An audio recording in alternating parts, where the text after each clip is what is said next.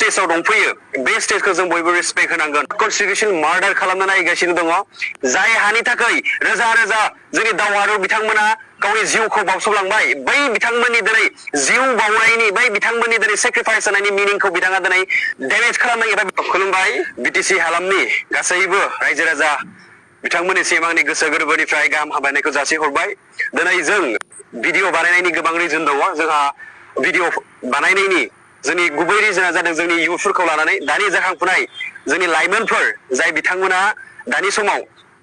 जों समान बैसोनि बैसोर बिथांमोननिसिम जों गोबां मेसेज हरनो सानदों जोंहा जानो गोनां बिटिसिनि बिसायख'थिया जोंहा खाथिथारसै सफैनोसै बेनिखायनो आं सासे लाइमोन जानानै जोंनि बिटिसिनि गासैबो लाइमोनफोरनिसिम मोनसे गिदिर मेसेजखौ आं हरनो थाखाय दिनै आखायाव लादों दिनै जोंहा फैबाय थानाय बिटिसि बिसायख'थि बे बिसायख'थिया जोंनि बिटिसिखौ बासायनायनि संरैखाथि होनायनि मोनसे जोंहा बिसायख'थि जानो फैगासिनो दङ जों बिटिसिनि सासे सासे जाखांफुनाय लाइमोन जोंहा मावनो गोनां खामानिया गोबां दङ जोंनि इयुन जोलैखौ रैखाथि खालामलांनाया बे जोंनि दायित्व दा बावैसो सिगां जोंनिनो दरं उदालगुरि समस्तिनि एमपि दिलीप सयकिया बिथाङा गोबां बाथ्राखौ जोंनि ट्राइबेल बेरेन ब्लक आरो 6 शिड्युलनि बागै गोबां बाथ्रा सोनखारिदों बिथाङा गमामायैनो जुदि बुंदों बिटिसिआव जुदि बिजेपिआ जुदि फैमारोब्ला गमामायैनो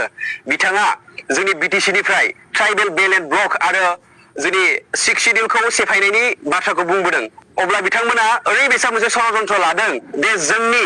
दाखानाय जोंनि मोनखानाय जाय जोंनि पावार बेखौ जोंनि कनस्टिटिउसनखौ बिथांमोना कनस्टिटिउसन मार्डार खालामनो नागिरगासिनो दङ बेखायनो आं खावलायो गासैबो जोंनि बिटिसि हालामनि जोंनि लाइमोन लोगो बिथांमोननिसिम जे फैबाय थानाय जोंनि जे बिटिसि बिसायख'थि बे बिटिसि बिसायख'थियाव जायबायदि लिडारा जोंनि बिटिसिखौ संरैखाथि होनानै लाखिनो हागोन जायबायदि लिडारा जोंनि बिटिसिखौ इयुनाव गाज्रि जाहोनायनिफ्राय रैखा खालामनो हागोन बैबायदि लिडारखौ बैफोरबायदि सासे भिजनारि लिडारखौ जाहाथे जोंनि बिटिसिआव सासे सायख'यो आरो बेबायदि लिडारखौ जोंनि बिटिसिखौ रैखा खालामनो थाखाय जों बयबो जयै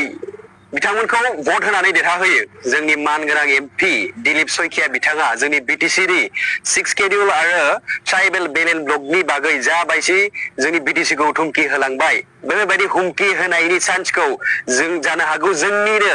मानगोनां दिपेन बर' बिथाङानो होदों होननानै जों सानो मानोना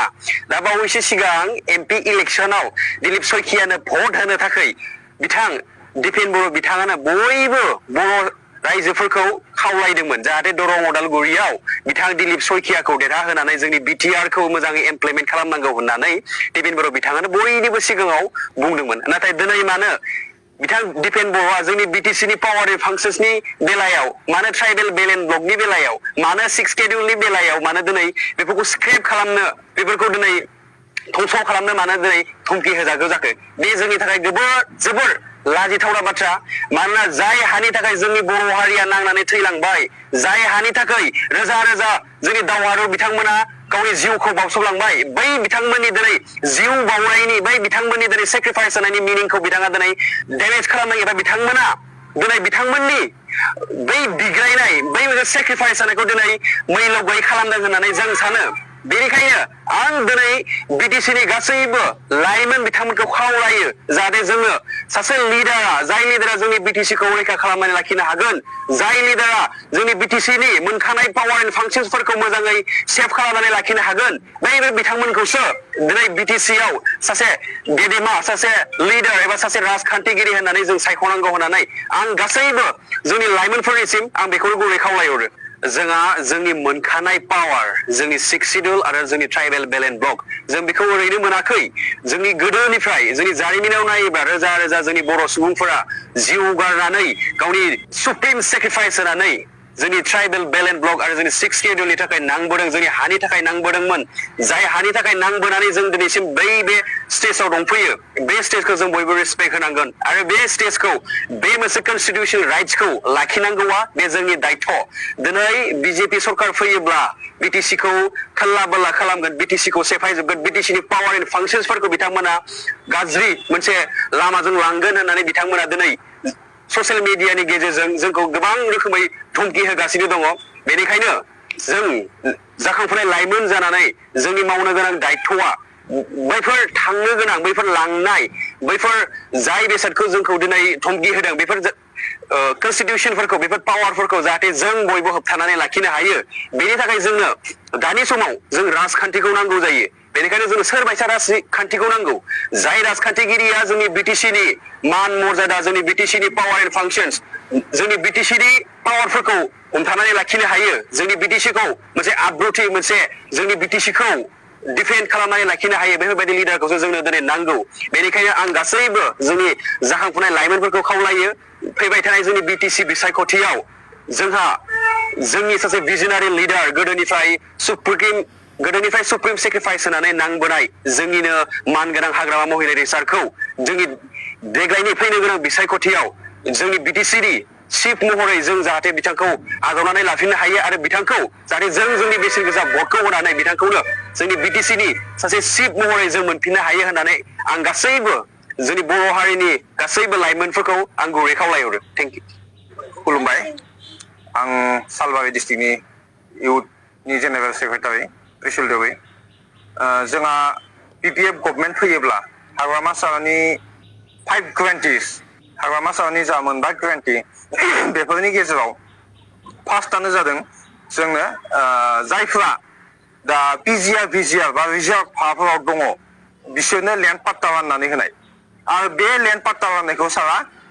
1 मान्थनि गेजेरावनो बेखौ क्लियार खालामनायनि थांखि लादों लोगोसेनो जों लाइमोनफोरनि थाखाय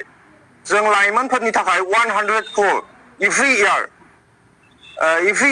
100 crore जोंनो लाइमोननि जा लुबैनाय लाइमोननि गोनांथि आरो लाइमोनखौ संस्थापन होनायनि बेलायाव बेखिनि फैसाखौ जोंनो बाहायनो नागिरदों साख्रि बाख्रिजों लोगोसे जायफ्रा दखान होनानै जानानै दं सोरबा खामला मावनानै दं रिक्सा सालायनानै जायफ्रा जिउखौ खुंगासिनो दं जायफ्रा गारि मटर सालायनानै जिउ खुंगासिनो दं बैफोरबायदि लाइमोनफोरनि थाखाय बे 100 crore हाग्रामा सारा बाहायगोन आरो बे एभ्रि इयार फैगोन 3 नाम्बार ग्यारान्टिया जादों वमेन्सफोरनि थाखाय 40 crore बे 40 crore हाग्रामा सारा जेब्ला गभर्नमेन्टआव फैगोन अब्लानि समाव सेल्फ हेल्प ग्रुपजों लोगोसे बायदि बायदि आइजोफोरखौ जौगाखांनायनि बेलायाव आइजोफोरखौ डेभेलप खालामनायनि बेलायाव बेखिनि फैसाखौ सारा बाहायगोन लोगोसेनो 4th नाम्बार ग्यारान्टिया जादों जायफ्रा फाइनान्सियेलि जोबोद दुर्बल रांखान्थि हालोदाव जोबोद दुर्बल जायफोरा एकदम निम्न श्रेणीनि मानसि जायफोरा जोबोद गोरिब थाखोनि मानसि न' बां लुनो हायै मानसि बैफोरबायदि मानसिफोरनि थाखाय 50 crore हाग्रामा सारा गभर्नमेन्टआव फैब्ला बाहायगोन आरो बियो एभ्रि इयार जागोन लोगोसे 5 नाम्बार ग्यारान्टि हिसाबै हाग्रामा सारा 10 crore सिनियर सिटिजेनफोरनि थाखाय बाहायगोन दा हाग्रामा सारा बैफोर जाखिनि फान्डनि फैसा बा जों लाइमोन बा वमेन सिनियर सिटिजेन बा लेन्ड पाट्टा होनाय बैफोर खामानिफोरखौ गभर्नमेन्ट दाखांनायनि 1 मान्थनि गेजेरावनो स्टार्ट खालामनाय जागोन लोगोसे दिनै जोंनो लाइमोनफोरनो गुबुन सोरबा इउपिपिएल सोरबा बिजेपि सरकारा जोंनो लाइमोनफोरनि थाखाय बेफोरबायदि जोंनि थाखाय जेबो राहा लामा लायाखै बिसोरो अनलि मिशन लादों मिशन लादों बिसोर खालि बेनार खालामदों आरो फोसावदों जे जोङो बेफोरबायदि लाइमोननि थाखाय होबाय आरो लाइमोननि थाखाय होनाय बिसोर नाम खालामदों नाथाय लाइमोना जेबो मोनाखै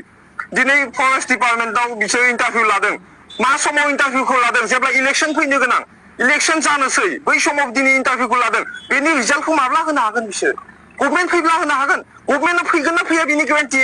गावसोर होनो हागोन नामा बेखौथ' जोंनो होनो हाया लाइमोनफोरनो दिनै कड अफ कन्डाक्टआ नांनोसै कड अफ कन्डाक्ट नांखांनायनि उनाव गभर्नमेन्टनि जेबो खामानियानो जाला अब्ला बिसोर बेफोर खामानिखौ माब्ला होगोन बिसोरथ' बैफोर लाइमोनफ्रा बेसेबांबा हाजार थाखा बाहायनानै इन्टारभिउ होदों एप्लाइ खालामदों बेफोर लाइमोनफोरनि थाखाय अब्ला जेबोनो भेलु गैला बिसोरनि टाइमा जेबो भेलु गैला जों लाइमोनफोरनि थाखाय जेबोनो इम्परटेन्स दंला बिसोरनि थाखाय इउपिपिएल दिनै बिजेपिनि जथाय सोरखार सोलिबाय दं जथाय सोरखार थानायावबो बिसोरो गोबां मिशन लादों होननानै बुंदों नाथाय जेबोखौनोथ' जों मोनाखै दिनै साबेसे लाइमोना संस्थापन मोनदों साबेसे लाइमोनफोरा मावनानै जानायनि राहा लामाखौ मोनदों साबेसे लाइमोनफोरा दिनै जबनि बेलायाव संस्थापन मोनदों जेबोथ' मोनाखै सोर साबेसे सिनियर सिटिजेना गावबा गावनि जिउखौ खुंलांनो थाखाय गावबा गावखौ जिउखौ दैदेनलांनो थाखाय बिसोरनो यारलिबाबो फैसा होनांगौ मोनसे बिसोरनि थाखाय साबेसेया होदों आरो जुदि होदोंब्लाबो बेफोरखौ गावसोरनि सेलाफोरानो बहननानै बिसोरनो अनलि 500 टाका होबाय होखांनानै बाखिखौ गावसोर बहननानै जायो बेफोरबायदिजों बोरै जानो दिनै जोङो इउथ हिसाबै जोङो दिनै बेखायनो जोङो बिपिएफखौ सापर्ट खालामनो गोनां जादों जेराव जोंनि गासैबो थांना थानायनि राहा लामाखौ दिनै स्क्रेप खालामजोबनो नागिरदों बिटिसिनि गासैबो पावार एन्ड फांसनखौ दिनै लांजोब्बाय साख्रि होनायनि बेलायाव जेबो गैला दिनै इउपिपिएल गभर्नमेन्टआ गोबां खामानि मावनो होननानै दिनै एकर्डआव लिरनानै लाबोदोंमोन मोनसेबो खामानियानो जायासै बेनि थाखायनो जों दिनै इयुथ हिसाबै बिसोरनि बैफोरबायदि नंखाय बाथ्रा बुंनानै गोदै बाथ्रा बुंनानै नंखाय बाथ्राखौनो नंगौ बायदि साजायनानै बुंनायाव जों दिनै लाइमोनफोरखौ बिटिसिनि गासै लाइमोनफोरखौ गोजावनाङा होननानै रिक्वेस्ट खालामगोन आरो लोगोसेनो जोङो दिनै गभर्नमेन्ट हिसाबै सोरबायदि लिडार्सखौ जोङो जुदि सापर्ट खालामोब्ला जोङो बैफोरबायदि इयुथफोरनि जेंनाखौ सुस्रांनायाव जोङो मदद मोनगोन बेखौ नोजोर होनो थाखाय आङो Salbari district youth BPF national secretary हिसाबै गासैबो बिटिसिनि लाइमोनफोरखौ आं रिक्वेस्ट खालामगोन एसे साननानै नायनाया जोंनि थाखाय दा गोनां जानानै फैदों लोगोसेनो जों गावबा गावखौ पलिटिकेलि इउथफोरा माबोरै सोरबायदि लिडारजों थाफानानै पलिटिक्सनि थ्रुयैनो